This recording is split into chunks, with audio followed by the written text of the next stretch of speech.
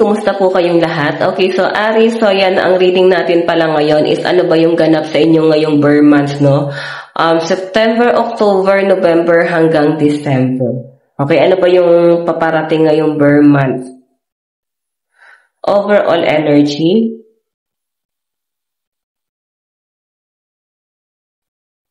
See. Doon muna tayo guys sa September. Focus ng energy nyo guys ngayong September is release. Okay?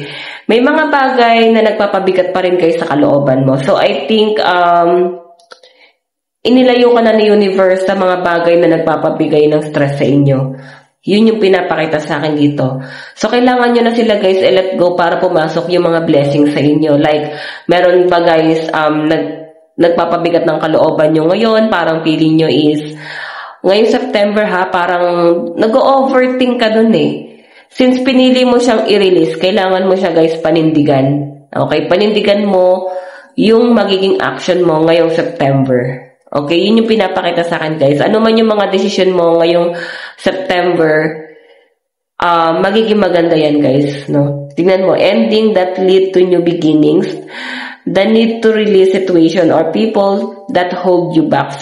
Spiritual transformation. Kasi guys, may binabago sa inyo. Okay? Kung bakit kayo guys nirelease doon sa bagay na yon or kung bakit kayo guys dinetouch doon, kasi hindi na nakakabuti sa mental health nyo. Tignan mo. Release situation or people that hold you back. Ikaw na lang yung nag-iisip. Pwedeng nakaalis ka na doon pero iniisip-isip mo pa. Okay, yan yung nakikita ko guys sa ganap nyo ngayong September. Okay, tignan naman natin guys ngayong October. Ano yung ganap? Ngayong October. So, meron tayo guys, ayan, family reunion to, no? So, magbubuklod-buklod, no? Parang magiging maayos yung relationship mo sa family mo. And meron ako nakita guys na celebration. So, siguro meron magbe-birthday, ikakasal. Ngayong October, ayun no, financial security for yourself and your family. Inheritance or retirement, peace and contentment in life. Honoring family tradition, pride in the family tree, passing on knowledge. Okay, so sa pinapakita sa akin guys, ngayong October, ngayon kasi guys, September, yung nakikita kong energy nyo, medyo conflict pa talaga. So, pwedeng pa bago-bago yung mga decision mo, nandun sa point na parang feeling mo is nabigla ka sa mga decision mo, kaya parang nagkakaroon ka ng agam-agam. Okay? Pero ano lang to guys, hinahanda ka lang. Tignan mo naman yung sitwasyon mo ngayong October, mas maganda. Ibig sabihin, mas buklod-buklod kayong pamilya. Mas magiging maayos ang relationship mo sa family mo. And sa pinapakita sa akin guys, magiging masaya ka ngayong October kasi nandun sa point na magiging secure ka pagdating sa finances mo. Okay? Masisecure mo din yung family mo. And sa pinapakita sa akin guys, ikaw din yung magiging guidance ng pamilya mo eh.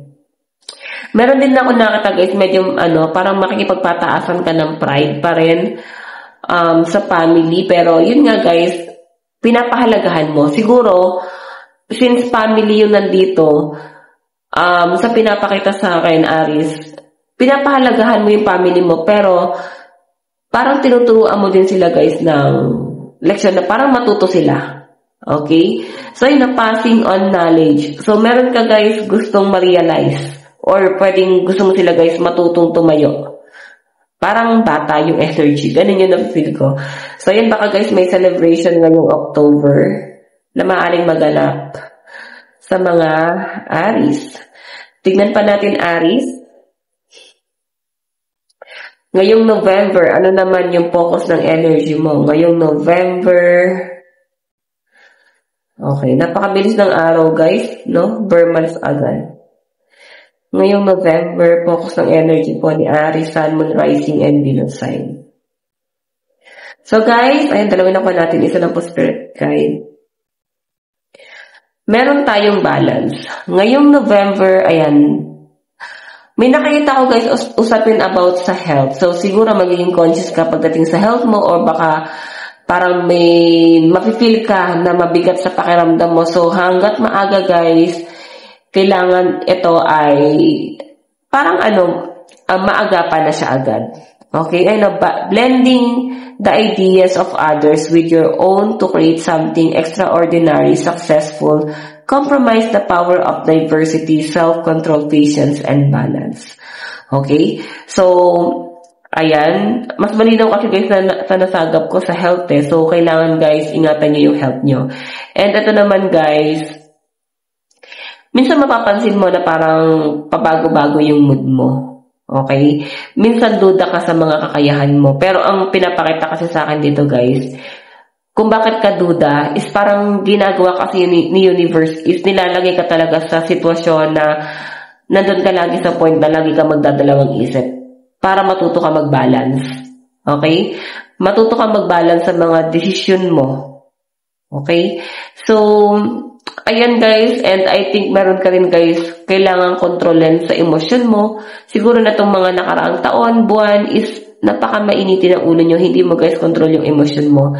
Pero sa malinaw na pinapakita sa akin guys, ito na, may mga kukontrolin ka dito. Okay? May mga idea na parang mag-share guys ng kanya-kanyang opinion.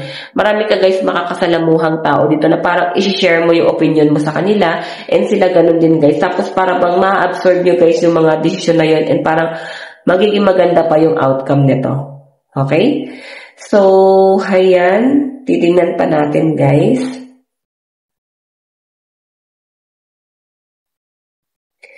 Ngayong December kay Aries, Sun, Moon, Rising, and Venus sign. Ang bilis ng araw talaga. Wow! Tignan mo, 5 of Wands. Conflict with others caused by opposing opinion. Walk away from drama unless the situation is really worth your time. Then stand up for yourself, very ambitious people. So, sa nakikita ko dito, Aries, ambisyoso ka. Parang ma-ambition kang tao. Mataas kasi ang ambition mo eh. So, pwedeng ngayong December guys, makikiramdam ka sa paligid mo. Okay, may mga mapupuna ka, may makikita ka, may madidiscover ka. Yun yung magiging dahilan guys kung bakit mas magiging emperor ka. Ayan, no? Ayaw mo na guys sa drama. Okay? Kasi yung conflict guys, pwedeng maiisip mo sa'yo ba nang galing? Pero sa pinapakita sa akin guys, hindi eh. Yung conflict guys is galing to sa ibang tao. Okay? Kaya sinasabi rito guys, ikaw matuto kang mag-walk away sa mga taong matadrama, sa mga taong ang daming problema sa buhay. Kasi mas ma-absorb mo lang yung negativity. Okay? Kaya nga sinasabi rito guys, tumayo ka sa sarili mo. And kung worth it naman guys yung pakikialam or pakikinig sa drama ng ibang tao, why not? Okay? Kung meron ka naman guys na benefits dito. Okay? Pero pinakamaganda guys na energy sa akin is ngayong October. So I think may mga din guys, offer sa inyo sa trabaho. So magiging maayos ang daloy ng pera mo, no? So hayan nga guys, since maganda yung daloy ng pera mo ngayong October, matuto ka mag-balance kasi hindi siya guys magiging stable. Okay? Matuto ka lang guys mag-balance. Okay, so pero maganda rin naman guys ngayong December kasi since papasok ang taong 2025, hindi mo nadadalhin yung mga conflict na to. Ayan no, conflict with others caused by opposing opinion. Walk away from drama unless the situation is really worth your time. Then stand up for yourself, very ambitious people. So, ngayong taong 2024 guys, mararamdaman mo parang nababawasan, nawawala yung mga taong malalapit sa inyo. So, pwede kasi guys na ito ay nakatadhana. Okay? Ngayong 2024 kasi guys, ang nakikita kong energy nyo guys, inaalis ka sa mga taong makakagulo sa inyo ngayong 2025, no? Ngayong taong 2025, next year, sa pinapakita sa akin guys, mas magiging maayos yung daloy ng pera and parang ready ka. Okay? Mas ihahanda ka ni universe sa mas magandang plano niya para sa inyo. So, napakaganda nito for sign. For sign, Aries, no? Napakaganda nito. Yun nga lang guys, nahihirapan ka lang mag-release. Tignan mo yung energy mo. Puro pag-release or parang pag-iwas mo sa mga tao, sa mga bagay-bagay na magdudulot sa inyo guys ng stress, problema, okay? Kaya magkakaroon ka guys ng mga option. For example, ibabalik ka na naman sa problema. Okay? Ikaw mismo, parang wala kang choice, parang kailangan mo na lang bumalik sa sitwasyon na yon. Mararamdaman mo ba't parang biglang magkakaroon ng ibang option. Okay? Isa sa option mo yung conflict, no? So, ibig sabihin guys, ginugulo ka na ng universe, huwag ka nang bumalik dyan.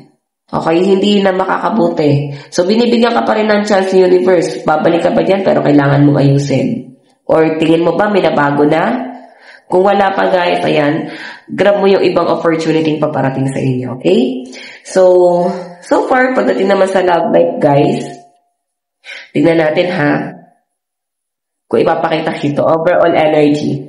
Sa love life nyo kasi guys, actually, parang nire-release mo na rin yung mga negative na tao.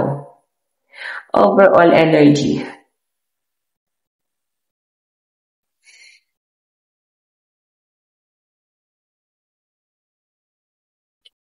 Okay. King of Wands. Ayan o. May magdidikta sa inyo guys. Meron ako nakita rito ng isang tao na napaka-manipulative. Ayan. Mapagpanggap tong taong to guys. Pagdating sa love life mo, passionate naman siya sa inyo. Gusto ka naman ng taong to. Marami siyang ipapangako sa inyo. Pero guys, ito guys ay pangako pa lang. Plano pa lang yung nakikita ko dito.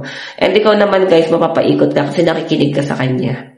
Okay? Pero sa pinapakita kasi sa akin guys, bottom of the deck, Knight of Swords. Maaaring maguguluhan ka. Maguguluhan ka rin kung sakali napapasukin mo yung mundong yan. Mundo na pag-ibig. Okay? Nasa inyo yan, Aries. Tingnan natin pagdating naman sa kaperahan. Okay. Pagdating sa kaperahan po ni Aries, ngayong Bear months, overall energy, justice. Okay, medyo magulo ang isip ng mga Aries pagdating sa pera nyo, no? The Emperor kasi guys, madami kasing plano, marami kang i-consider. So, possible na maglalabas ka talaga ng pera and mas magiging responsible ka pa guys. Yun yung malinaw na pinapakita sa akin dito. Tingnan mo justice, oh. Nagbabalance yung energy mo pagdating sa pera mo. So, I think may mga pagtatalo pagdating sa pera. Meron ka makakaalitan. Siguro meron ka guys pinaprocess na property,